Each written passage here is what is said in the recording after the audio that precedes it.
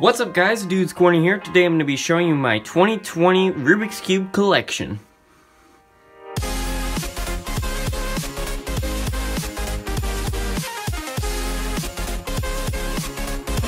Okay, so how I plan on doing this whole entire collection video, I will start out with doing some of my first puzzles that I got, that I did not do unboxings of, and then from there I'm just kind of gonna go a bit random. So the first puzzle in my collection that I ever got was a 2x2. Yes, my first puzzle was not a 3x3, it was a 2x2. I just got this at, local store. Just the original Rubik's 2x2. It is really stiff. It does not perform very well.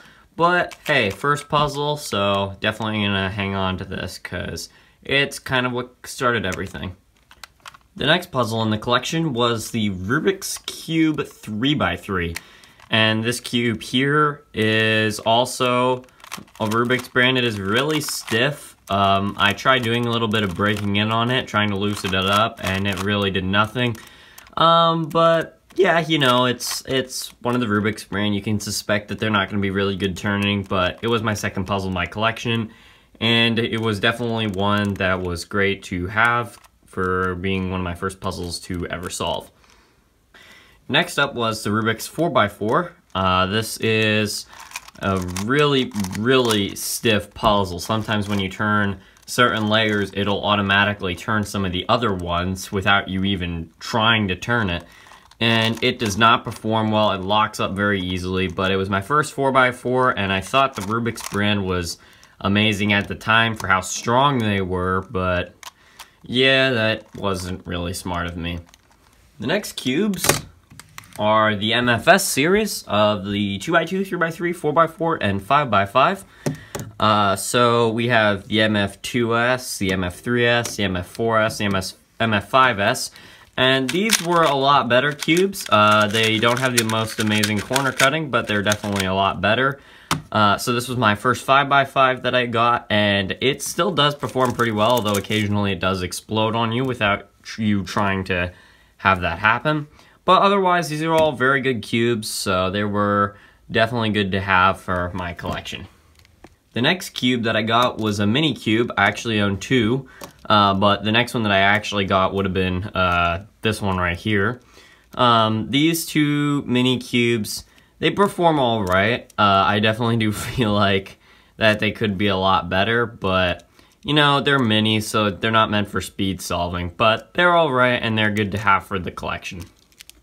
Alright, so those were all my first puzzles. From there, you can see at the beginning of my YouTube channel all the unboxings, and those should be about in order of how I got them all. So from now, I'm just gonna kind of go all over the place.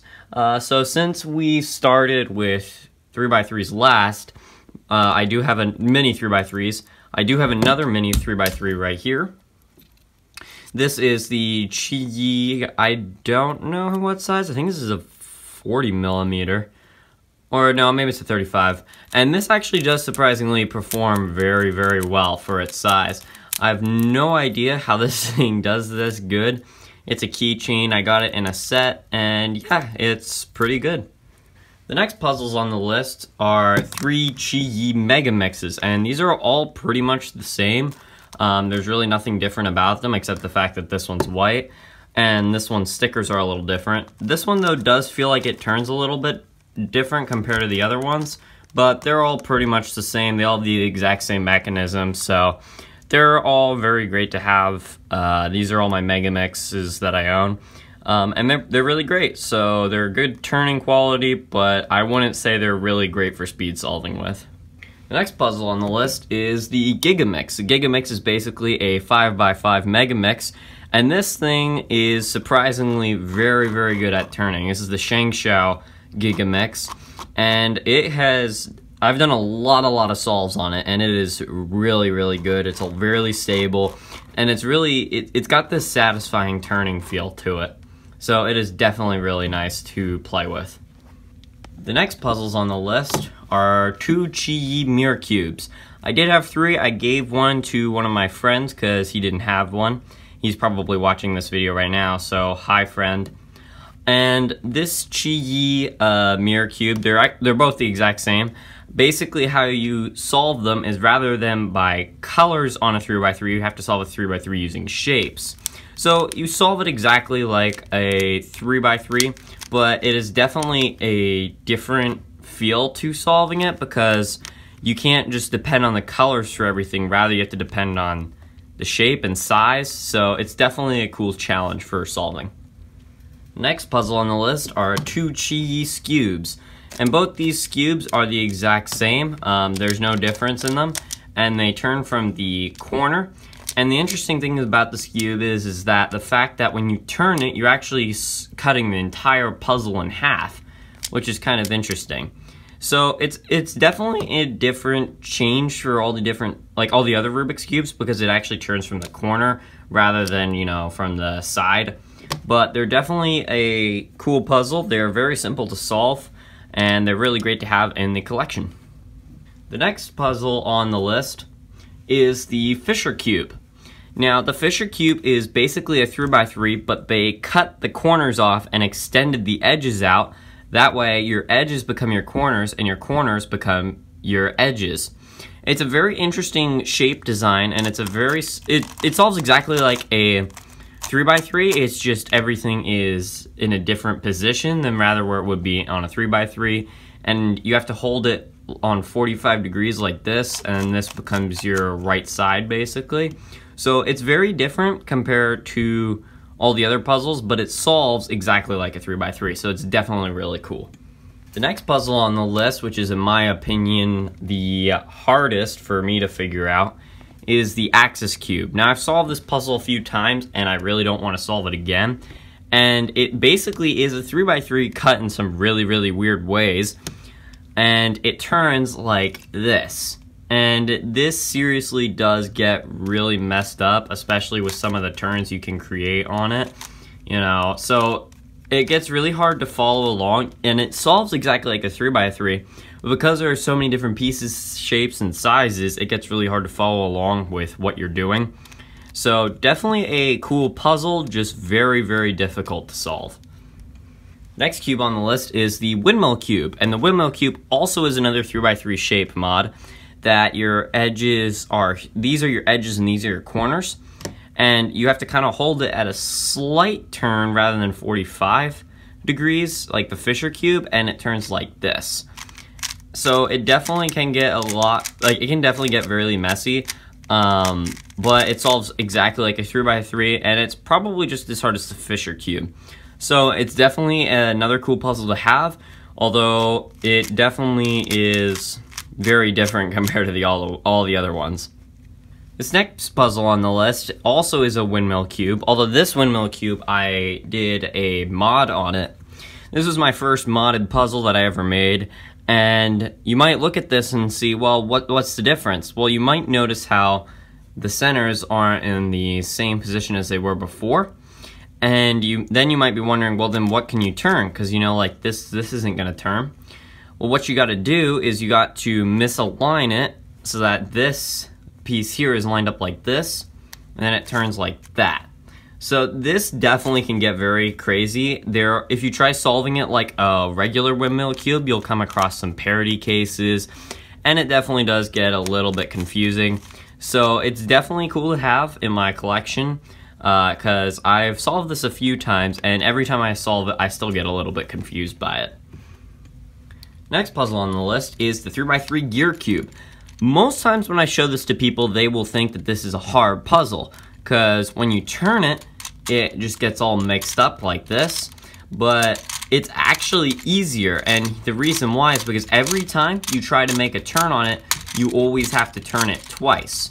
So for instance, say I have it like this. I can't just turn it once like this, because this gear will not move, it blocks it, so you have to go all the way before you can make another turn. So it actually is easier despite the fact that it looks like it's harder.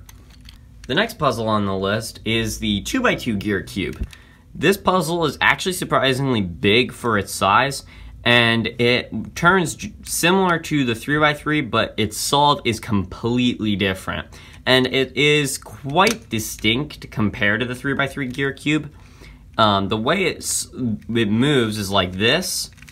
So it makes it look like it's surprisingly hard, but if you just keep turning it like this, eventually it'll just solve itself. So when the person who created this decided, well, to make it a little bit more difficult, you can pop it open like this, and then just turn this side rather than the whole thing just turning, which definitely is really difficult compared to the 3x3 Muir Cube. Next puzzle on the list is the 3x3 Floppy Cube. And this puzzle, sometimes called as the Super Floppy Cube, is very simple to solve. It just turns like this. It's not too complex. Although it is a shape-shifting puzzle, so if I do something like this, like misalign it, this side now can turn, and then you can get some very interesting cases. Surprisingly, this is a very, very simple puzzle. When I first attempted to solve it, I just figured it out instantly. It wasn't even that difficult, but looking at it, it does look pretty hard. But it is really cool to have a puzzle in the collection that can, you know, get all mixed up in all different kinds of shapes. Next up, we have the 2x2 Floppy Cube. The 2x2 Floppy Cube is also extremely easy. There's only 6 positions for it to be scrambled, and it is like not even a challenge. There's not even anything to solve on it, but it is still cool to have because, you know, you have the 3x3 Floppy Cube, you gotta have the 2x2. Next puzzle on the list is the Ghost Floppy Cube, or the Ghost Super Floppy Cube. And this puzzle is just like the 3x3, except there are 5 sides that turn rather than 4, and it's in a square shape. And there are also no colored stickers, so you have to solve it by shape, but you also have to use all 5 sides to figure out how to solve it, and there are no colors to help you. So there's a lot of different kinds of rules for solving this puzzle that do get interesting. And it's pretty basic for turning. And there is no shape-shifting moves. You might think there are, but it's not going to let you go past there. So that helps make the puzzle a little bit easier to solve. But yes, very cool puzzle, and it is a little bit difficult to solve, judging on trying to figure out where all the pieces go. The next puzzle on the list is another Floppy Cube, or Super Floppy Cube, is the 3x3 Fidget Spinner Super Floppy Cube. This puzzle is exactly like the 3x3 Floppy Cube. There's really no difference about it except the fact that it's a fidget spinner. And I've had this thing for quite a while, and it spins still incredibly well. So definitely a cool puzzle, and it definitely makes a cool extra puzzle for the collection. The next puzzles in the collection are 2 Chi Pyramixes. And these Pyramixes do look sometimes a bit confusing, but they're actually surprisingly very, very simple. There is nothing too complex about them, and when I started solving them, I did manage to figure them out on my own. These 2 Pyramixes are actually the exact same type. There's nothing different about them, not even in the mechanism, and they turn the exact same. So definitely cool puzzles to have. There's not too much else to say about these puzzles, but they're very cool to have, especially that they're an event for the WCA events. So definitely cool to speed solve with and have. Next we have the Ivy Cube. Now the Ivy Cube is very similar to the Scube on the way that it turns on the corners like this, but the only difference is the fact that you can't turn every corner. So this one right here, it's not going to be able to turn. So there are only 4 corners that you can turn the puzzle on, and it does turn pretty well. It's not the best turning, but it's pretty smooth. The next puzzle that I have is the 2x2 Muir Cube. This puzzle right here is exactly like the Muir Cube that I showed you earlier, just the fact that it's a 2x2 version of it rather than a 3x3. And it turns reasonably good.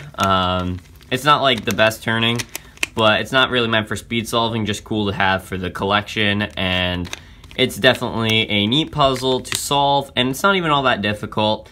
Just all you have to figure out is the shapes of where everything goes rather than using color. Next puzzle on the list, which I find still pretty tricky to solve, is the Square 1. I honestly don't understand how people speed solve this, but the way it turns is like this. It cuts in half. And every time you move it, you have to do a full double turn. And this is the only spot where it can turn. So if you do this, I can now turn this side here and then slice it like this. And it definitely does get really confusing on what pieces go where, especially with some of like the patterns you can get. And it also has the largest algorithm for all the other compared to all the other puzzles in this, which is the parity case. By the way, I have no idea how to do that. It's a really long algorithm. The next puzzle on the list is the 2x2x3. This puzzle here is, as you could figure, turns like this. It can make some really interesting designs with it. There's not too much to talk about it, just the fact that you can't slice in the middle due to the fact it's an odd layer puzzle, but it's very cool, it turns very well, and it's nice to have. Next puzzle on the list is this big cube right here. When most people see this cube, they just think, oh, okay, so it's just a regular 3x3, which yes, it does turn just like a regular 3x3, but this 3x3 has the most complex mechanism compared to any of my other puzzles. And how it works is if I turn it like this, so that I have the centers kind of all underneath the corners, I can now turn it like this. And this puzzle here can get some really, really interesting scrambles.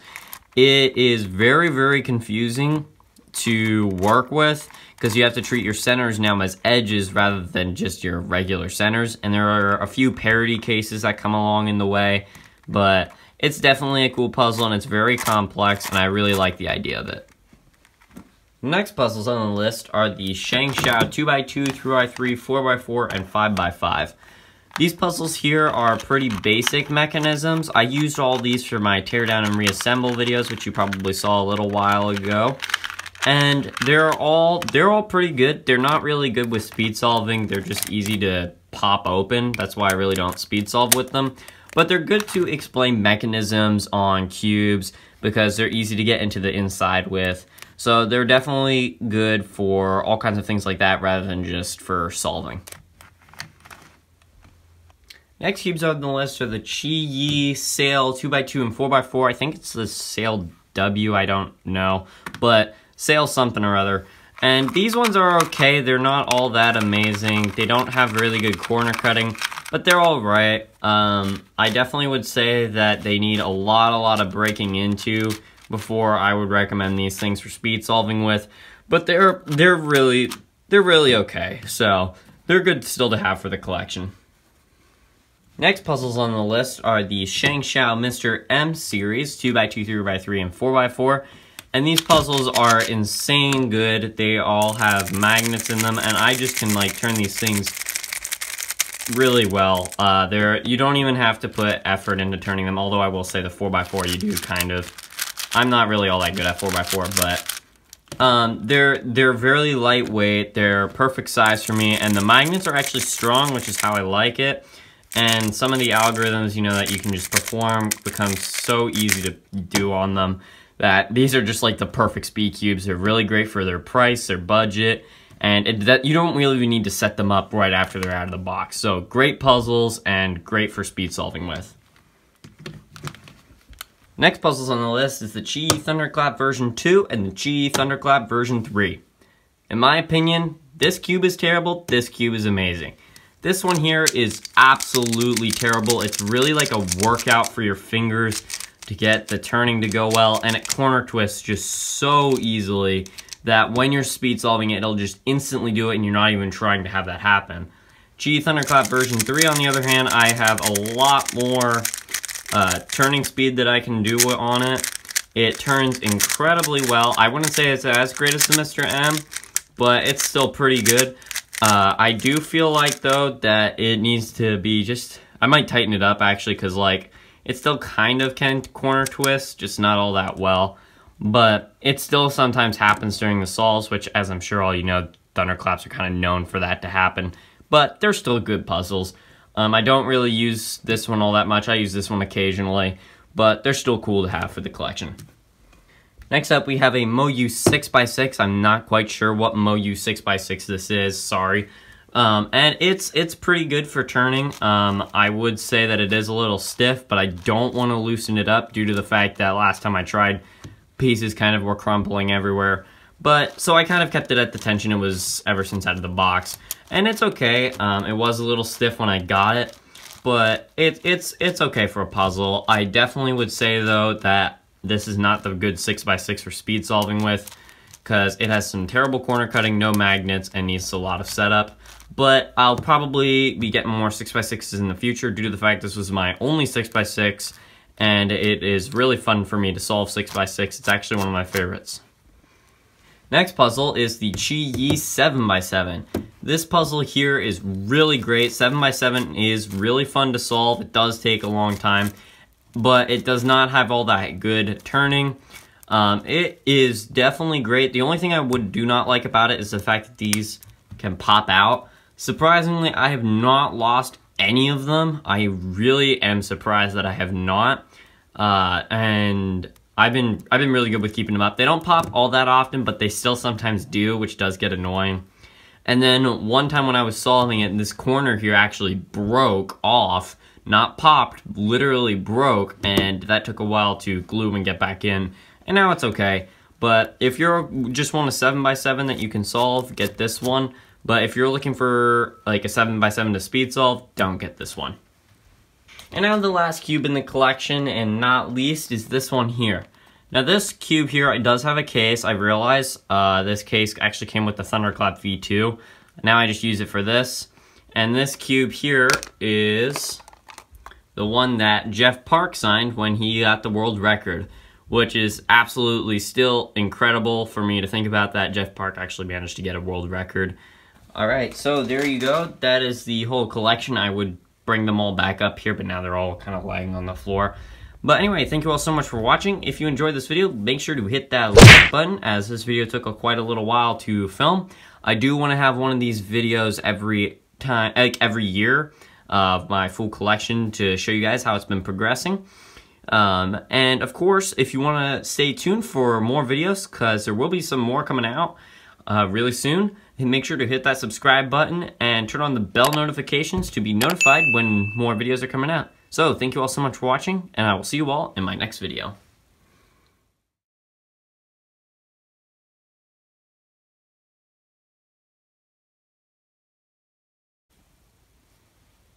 Maybe I shouldn't have scrambled this.